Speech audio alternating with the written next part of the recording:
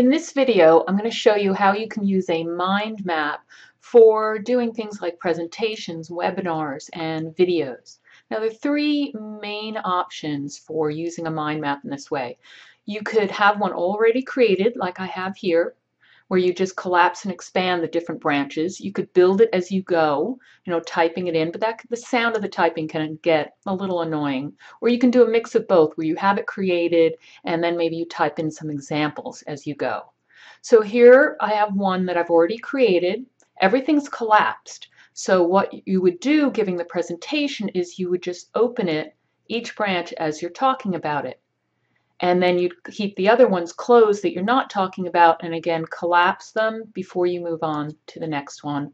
Walk through all the different points and then close it and then go on to the next one. And if you have extra points you want to talk about, for instance, that you don't want them to see all at once, I'll show you an example here. Say there are other, you can see the little circles that have additional branches to add on to that I would want to talk through. You would just go through one, because they would see all of these at once. You don't necessarily want it all being seen at once. So you would say the first one, click on the expansion, maybe go through these. Here's one that has an additional point that I wanted to make, talk about it, close it.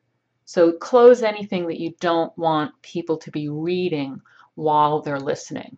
So then I would close this all up because I don't want you to be reading it as I talk.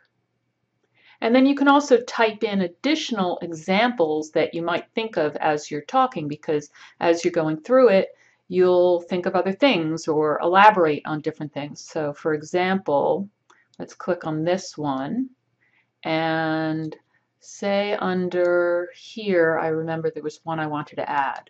So mind maps are great in web design because they're easy for communication, and we talk about examples of explaining it to a designer, working together to make changes.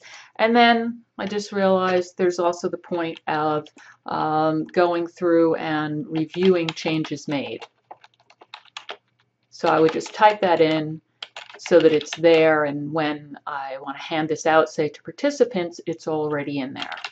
And done, and I'd collapse it all up before moving on to the next section. Now you'll also want to add some color to the map.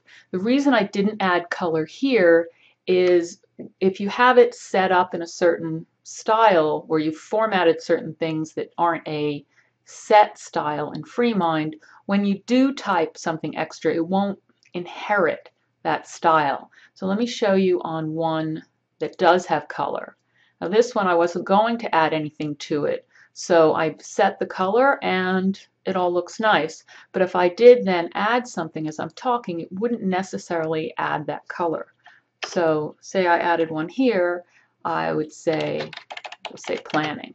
Now for some reason it added green around there. So I try to just have it all set up in advance or use very basic styles so that you don't have that problem while you're presenting. Let's go back, and you'll want to add some color in general or even some images to spice up the presentation. If you want to add an image, you would just click on it, and I went through this in another video. Click on Insert and go to Image File and say you have something already prepared that you want to add in, and then it would show it.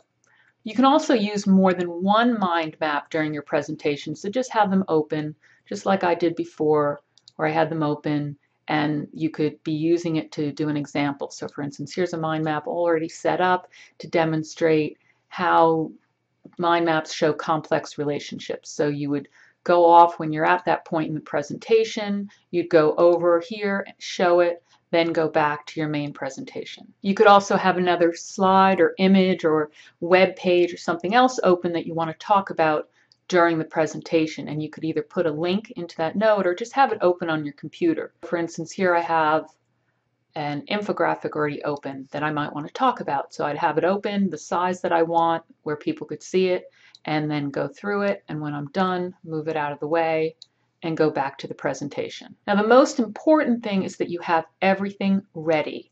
So everything's open on your computer that you're going to show, and then you start your presentation and your recording.